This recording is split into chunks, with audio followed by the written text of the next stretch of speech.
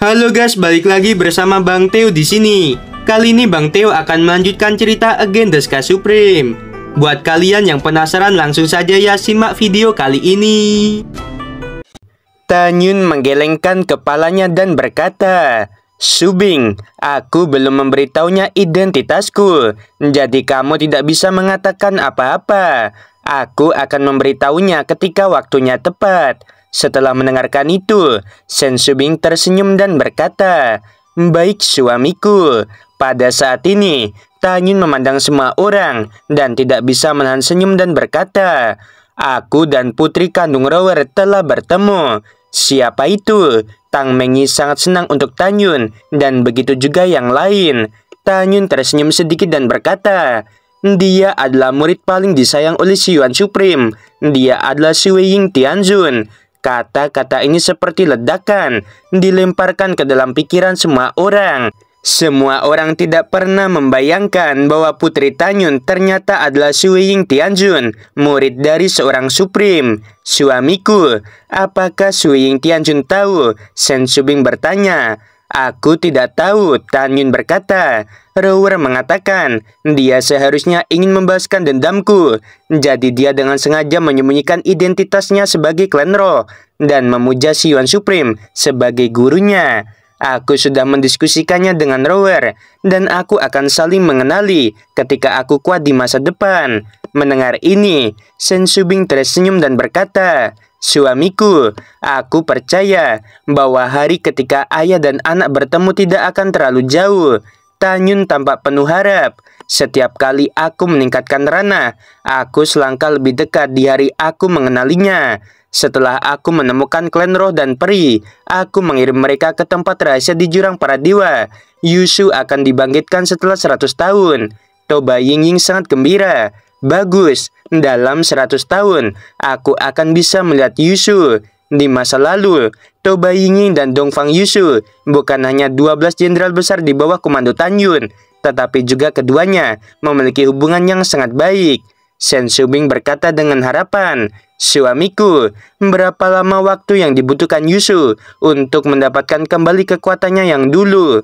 Tanyun berkata, "Sulit untuk mengatakannya. Pada saat itu aku harus bertanya padanya." Sen Subing bertanya lagi, "Suamiku, sekarang kita sudah menemukan klan Man Huang, Hong Huang, Peri, dan Roh Ganas. Apakah 8 klan lainnya sudah ditemukan?" Tanyun berkata dengan tegas, "Belum, mari kita tunggu dan lihat. Jika kita tidak mendapatkan berita tentang 8 klan lainnya untuk waktu yang lama, setelah ranah kita naik, kita akan memeriksa tempat-tempat rahasia yang dulu aku buka satu persatu. Tidak peduli apa, kita harus menemukannya. Hanya dengan cara ini, kekuatan kita akan meningkat pesat, dan kita akan berurusan dengan Ling Xia Tianzun di masa depan." Saat Tanyun mengobrol dengan semua orang, suara Raja Dewa Baicheng terdengar di luar pagoda. "Yuner, apakah kamu ada di dalam?" Setelah Tanyun menjawab, dia melihat semua orang kecuali istri dan tunangannya lalu berkata, "Kalian berkultivasi dulu. Subing, ikuti aku keluar untuk melihat." Setelah itu, Ouyang Duantian dan yang lainnya, serta binatang buas menghilang dari lantai pertama. Tanyun membawa istrinya, Feng Qingcheng dan Ouyang Qianqian, lalu muncul di halaman. Di belakang Raja Dewa Baicheng berdiri Bai Yun, Bai Zi, Bai Lei, Bai Xiong, Bai Li, dan Bai Feng. Di belakang Jenderal Besar Bai Feng berdiri putranya Bai Ri dan Bai Xiu, lalu Jenderal Muda Guan Yong. Dan di belakang Komandan Liang Yuan berdiri satu-satunya cucunya, yaitu Liang Li, yang tampak ketakutan. Kecuali Bai Feng dan Bai Xiu, semua anggota keluarga Bai lainnya berlutut di hadapan Yuner, kata Bai Cheng dengan keras. Semuanya buru-buru berlutut di depan Tanyun. Pada saat ini, Komandan Liang Yuan menampar wajah Liang Li. "Kamu bajingan, berlutut untuk Jing Yun." "Baik kakek." Liang Li berlutut di depan Tanyun dengan ekspresi ngeri. Melihat adegan ini, Bai Xuanyi di samping merasa sedikit terpana. Dia bertanya-tanya, bagaimana bisa anak dan cucu dari keluarga Bai ini berlutut di depan Tanyun. Raja Dewa Baicheng menarik napas dalam-dalam, menatap Tanyun dan berkata, "Yuner, Kelima putraku, 1 cucu, dan Guanyong, semuanya diserahkan kepadamu. Jika kamu ingin menghabisi mereka, itu terserah padamu. Raja Dewa Baiceng tahu bahwa Tanyun tidak akan benar-benar menghabisi putranya. Dia mengatakan ini karena dia ingin Tanyun memaafkan putra dan cucunya secara pribadi. Raja Dewa Baiceng berkata kepada putra dan cucunya bahwa jika Tanyun benar-benar ingin menghabisi mereka, dia tidak akan pernah ikut campur. Bai Yun, Bai Zi, Bai Lei, Bai Xiong, dan Bai Li, mereka tampak panik dan berkata serempak, "Jing Yun, kami bingung untuk beberapa saat dan ingin menghabisimu. Kami tahu kami salah. Tolong selamatkan hidup kami." Setelah mengatakan ini, 5 jenderal besar itu bersujud. "Jing Yun, maafkan aku. Aku benar-benar tahu aku salah." Bai Ri menggigil dan bersujud. Jenderal muda Guanyong berlutut di hadapan Tanyun dengan wajah pucat. Tanyun memandang kerumunan dan menghela nafas lega. Kata-kata berikutnya membuat semua orang sangat bersyukur dan lega. Tanyun berkata, "Selama kalian bersumpah bahwa tidak akan lagi menjadi musuhku dan tidak akan lagi menjadi musuh Jenderal Besar Bai Feng, aku akan berpura-pura tidak terjadi apa-apa. Bai Ri, kamu telah mencoba menghabisi saudara keduamu Bai Shu berkali-kali. Aku harap kamu akan tahu kemana harus berpaling ketika kamu tersesat. Kamu harus mengerti bahwa dia adalah saudaramu. Aku menyarankan kamu untuk tidak memikirkannya di masa depan." Ketika semua orang mendengar kata-kata itu, mereka dengan cepat mengatakannya dan bersumpah satu demi satu. Sekali lagi terima kasih kepada Tanyun atas rahmat untuk tidak menghabisi mereka. Di hati mereka, Tanyun jauh dari apa yang bisa mereka provokasi. Karena mereka tahu bahwa Tanyun adalah murid Ling Xia Tianzun. Dengan status ini saja, melihat alam dewa Hongmeng, hanya sedikit orang yang berani tidak hormat. Pada saat ini, cincin ilahi melintas di antara jari-jari Tanyun. Pedang ilahi atribut angin dan guntur muncul di tangannya. Dia memegang pedang ilahi. Dia datang ke Liang Li selangkah demi selangkah. "Adapun kamu, Jing Yun, selamatkan hidupku." Liang Li gemetar ketakutan.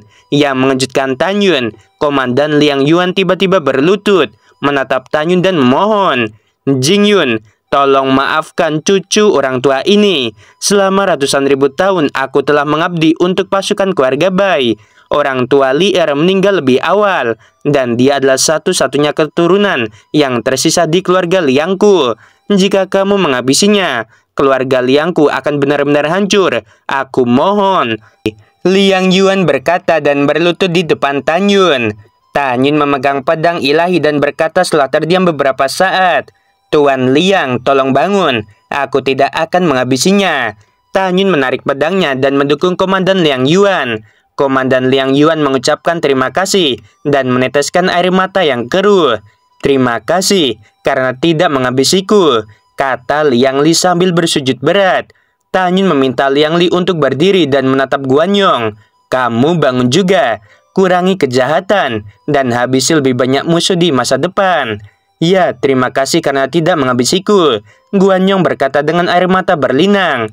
Pada saat ini, Bai Ren, satu-satunya putra Jenderal Besar Bai Yun yang sudah semi suci tingkat 2, buru-buru turun dari langit dan mendarat di depan Tanyun, mengepalkan tinjunya dan berkata, "Jing Yun, keluargamu yang mengaku sebagai adikmu mengatakan bahwa ada masalah mendesak. Bai Ren pernah ingin menghabisi Tanyun, tapi sekarang dia dan sepupu-sepupunya tidak berani." "Itu Cusia." Tanyun tertegun sejenak. Sebuah firasat buruk muncul melihat kembali ke pagoda dan berteriak, "Xiao Lu, ikuti aku."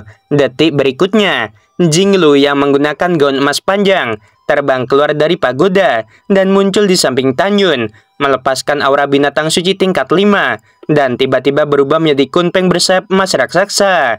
Melihat kemunculan tiba-tiba kunpeng bersayap emas, semua orang terkejut, termasuk Raja Dewa Baiceng. Mereka tidak pernah tahu bahwa akan ada kunpeng di samping Tanyun. Raja Dewa Baiceng menemukan bahwa mata kunpeng berwarna emas itu adalah kunpeng bermata emas, pemimpin dari 6 klan kunpeng. Tanyun naik ke punggung kunpeng, melihat kembali ke Shen Shubing dan yang lainnya. "Berkultivasi dengan nyaman, jangan khawatirkan diriku. Adik junior, kamu harus mundur bersama Shubing dan yang lainnya juga." Setelah meninggalkan kalimat, Jing Lu membawa Tanyun ke langit. dan menghilang tanpa jejak. Ayo pergi dan lihat juga. Raja Dewa Baicheng memimpin kerumunan ke udara satu demi satu. Setelah beberapa napas, Jinglu membawa Tanyun keluar dari gerbang alam elit, menukik dengan kecepatan tinggi, seperti kilat emas, meluncur melalui kehampaan dan terbang keluar dari kota King Tian. Tanyun menyapu dari punggung Jinglu dan muncul di depan Chuxia. Saat berikutnya, 6 jenderal besar, termasuk Raja Dewa Baicheng, Komandan Liang Yuan, dan Bai Feng, muncul dari belakang Tanyun. Chuxia, Dewa Surgawi tingkat 9. Dia berlumuran darah dan memar di sekujur tubuhnya. "Xia, ada apa?" Tanyun mengelurkan tangan dan mendukung Chuxia. "Bos," Chuxia lemah dan terengah-engah. "Komandan Mu Feng memberi perintah Mu Pingcuan dan 8 jenderal besar lainnya memimpin 800 juta prajurit keluargamu untuk datang mendukung kota militer King Tian. Tapi dia disergap oleh iblis di jalan. Baik musuh maupun kita menderita banyak korban. Hanya ada kurang dari 60 juta yang tersisa pasukan dari keluargamu. Sekarang dari 8 jenderal besar keluargamu, 7 telah terbunuh. Hanya jenderal besar Mu Pingcuan yang masih memimpin pasukan untuk melawan musuh. Bos, kakak ipar dan Linger masih di sana. Tolong cepat selamatkan mereka." Mata Tanyun langsung merah. "Katakan padaku, di mana pasukan musuh dan apa ranah jenderal pasukan iblis?" Chuxia tersentak dan berkata, "Pasukan musuh ada di dataran iblis di utara. Jenderal iblis di ranah Kaisar Suci tingkat 7 dan ada 8 Raja Suci tingkat 9 di bawah komandonya, serta ribuan iblis ranah suci. Total dari mereka ada 80 juta. Pada titik ini, Chuxia jatuh koma dan jatuh ke pelukan Tanyun. "Ayah, bocah itu meminta bantuan untuk bertarung," kata Bai Feng lebih dulu. "Baiklah," kata Raja Dewa Baicheng, "cepat bawa pasukan untuk mendukung." Setelah Raja Dewa Baicheng selesai berbicara, dia memandang Tanyun dan berkata dengan sungguh-sungguh, "Yuner, aku dan yang lainnya tidak akan pergi ke sana. Pasukan iblis dapat meluncurkan serangan ke kota King Tian kapan saja." "Baiklah, aku mengerti." Tanyun dengan lembut meletakkan Chuxia di tanah dan memandang Raja Dewa Baicheng. "Dia adalah saudara bawahan. Tolong jaga dia untuk sementara." Begitu kata-kata itu jatuh, Tanyun dengan penuh semangat mengeluarkan perahu, menaiki perahu dan berteriak, "Xiaolu, naiklah." Setelah Jinglu terbang di perahu, dia berubah menjadi seorang gadis dengan rok emas. Tanyun mengendarai perahu menuju langit utara dengan kecepatan tinggi. "Yuner, tunggu paman," Bai Feng berkata dengan ekspresi cemas. "Paman belum memberitahumu di mana para iblis." Segera, raungan keras Tanyun datang. "Keponakan tahu di mana iblis berada. Rower dalam masalah, aku pergi dulu." Setelah berbicara, Tanyun telah menghilang dari pandangan Jenderal Besar Bai Feng. Jenderal Besar Bai Feng tiba-tiba menoleh menghadap kota militer King Tian dengan raungan keras yang mengguncang langit. Semua jenderal dan pasukan di bawah Bai Feng patuhi perintah. Cepat berkumpul di luar gerbang kota dan bersiap untuk keluar. Begitu kata-kata itu jatuh, ribuan prajurit terbang keluar dari gerbang kota. Hanya dalam 1 jam, 100 juta pasukan muncul di depan Jenderal Besar Bai Feng. Di depan 100 juta prajurit, berdiri tegak 10 jenderal di ranah Raja Suci, 100 wakil jenderal di ranah suci, dan 1000 jenderal muda di ranah semi suci. Dengan teriakan Jenderal Besar Bai Feng, 10 jenderal mengeluarkan perahu satu demi satu. Segera, satu perahu dinaiki 10 juta orang. Bai Feng menaiki perahu seorang jenderal dan berkata dengan tajam, "Ayo selamatkan sekutu kita." Segera, 10 perahu yang membawa 100 juta pasukan keluarga Bai menuju ke langit utara. Pada saat ini, seorang lelaki tua berbaju hitam turun dari langit, berlutut di depan Raja Dewa Baicheng, dan buru-buru berkata, "Laporkan kepada komandan besar di bagian barat. Kami telah menemukan pasukan puluhan miliar iblis dan akan datang menuju kota kita." Tubuh tua Baicheng bergetar. 10 miliar iblis, itu banyak sekali. Ekspresi Raja Dewa Baicheng sangat serius. Hari ini, ada 13 miliar yang tersisa di pasukan keluarga Bai. Ditambah 3, miliar pasukan keluargamu. Total 16,8 miliar. Setelah dikurangi 100 juta yang diambil Bai Feng, total masih ada 16,7 miliar yang tersisa. Alasan mengapa Raja Dewa Baicheng terlihat begitu kaget adalah karena dia tahu bahwa untuk mempertahankan kota harus memiliki kekuatan 2 kali lipat dari lawan. Ayah, apa yang terjadi dalam beberapa tahun terakhir? Baiyun berkata, meskipun kami bertarung dengan iblis sebelumnya, itu hanya pertarungan kecil. Tetapi jika pasukan iblis akan menyerang benteng perbatasan alam Dewa Hongmeng seperti orang gila hari ini, mungkinkah sesuatu yang besar akan terjadi? Raja Dewa Baicheng mengepalkan tingginya dan berkata, "Ya, aku selalu merasa bahwa iblis memiliki niat untuk menyerang alam Dewa Hongmeng dalam skala yang besar." Setelah itu, Raja Dewa Baicheng menatap lelaki tua berbaju hitam. Apakah ada berita dari benteng Raja Dewa lainnya? Ya, pria tua itu berkata dengan jujur.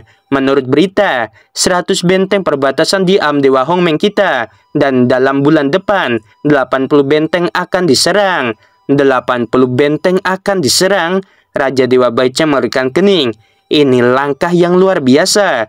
Raja Dewa Baicheng berhenti memikirkannya dan berkata kepada lelaki tua berbaju hitam, "Lanjutkan mencari informasi." Bawahan patuh. Setelah lelaki tua berbaju hitam itu menerima perintah, dia menembak ke langit dengan kecepatan ekstrim. Raja Dewa Baicheng melihat kembali ke kerumunan dan berkata, "Pergilah sesuai perintah. 3 hari kemudian, pertahankan kota dan lawan pasukan iblis." Bintang-bintang bergerak. 2 hari kemudian, Tanyun yang mengendarai perahu buru-buru datang ke tepi wilayah iblis. Dataran iblis cukup luas, dikelilingi oleh pegunungan di semua sisi. Tanyun mengendarai perahu dan terbang ke rerumputan di dataran iblis. Dia dan Jinglu turun dari perahu. Setelah menyingkirkan perahu, dia mengintai di rerumputan, melepaskan kesadarannya, dan diam-diam menjulur ke depan. Ketika kesadaran ilahi membentang sejauh 130 juta mil, ditemukan melalui kesadaran ilahi bahwa mayat-mayat berdarah menumpuk seperti gunung di dataran.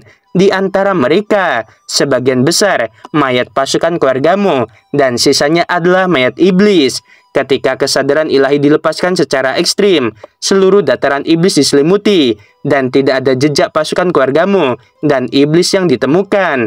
Tampaknya medan perang telah pindah ke tempat lain. Tanyun merenung di sini, dan tiba-tiba dia menemukan bahwa ada seorang prajurit keluargamu yang hidup di tumpukan mayat. Setelah dia menaiki Jinglu, dia terbang ke arah prajurit itu. Oke guys, ceritanya sampai sini dulu ya. Mimin cuma pengen support dari kalian, yaitu tombol like-nya ya teman-teman. Itu biar apa ya, biar channel Mimin tuh makin diperluas ya. Semoga kalian nge-like ya teman-teman, tinggal tombol like-nya aja ya, please ya. Tombol like-nya biar kayak video Mimin tuh makin apa ya, kalau di sebelah tuh kayak FYP gitu ya teman-teman, ya gitulah ya. Oke, sebelum video berakhir Mimin mau bilang sungguh membagongkan. Terima kasih.